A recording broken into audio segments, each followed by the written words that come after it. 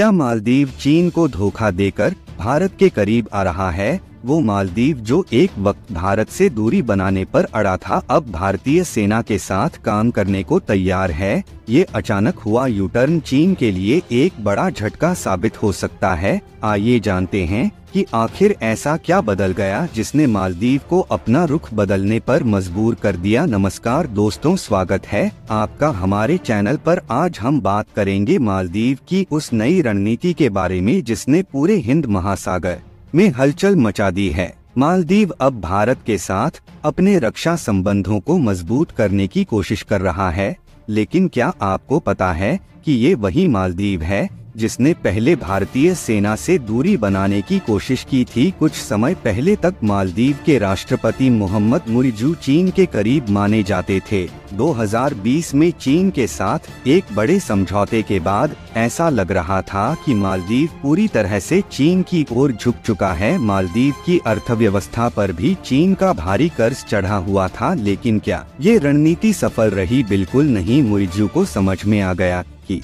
चीन के साथ जाने से उनके देश को फायदा नहीं बल्कि नुकसान हो रहा है। मालदीव की अर्थव्यवस्था चरमरा रही थी और कर्ज का बोझ बढ़ता ही जा रहा था। ऐसे में मालदीव ने भारत के साथ अपने रिश्तों को फिर से सुधारने का फैसला किया। हाल ही में मालदीव और भारत के बीच रक्षा क्षेत्र में बातचीत का नया सिलसिला शुरू हुआ। मालदीव के chief of defence force general Ibrahim Hilmi और भारत के रक्षा सचिव गिरिधर अरमाने के बीच बातचीत हुई, जिसमें दोनों देशों के बीच रक्षा सहयोग को लेकर चर्चा हुई। भारत ने इस बातचीत को बेहद सफल बताया और कहा कि इससे दोनों देशों के हितों को मजबूती मिलेगी, खासकर हिंद महासागर में शांति और स्थिरता बनाए रखने में। लेकिन क्या आपको पता है कि पिछले साल तक मालदीव के राष्ट्रपति मुइज़्ज़ू ने भारत से अपनी सेना को वापस बुलाने की जिद की थी। उन्होंने भारतीय सैनिकों की वापसी के लिए दबाव बनाया था और भारत ने 2024 तक अपने सैन्य अधिकारियों को वापस भी बुला लिया था। लेकिन अब वही मुइज़्ज़ू भारत के साथ रक्षा समझौतों की बात कर रहे हैं।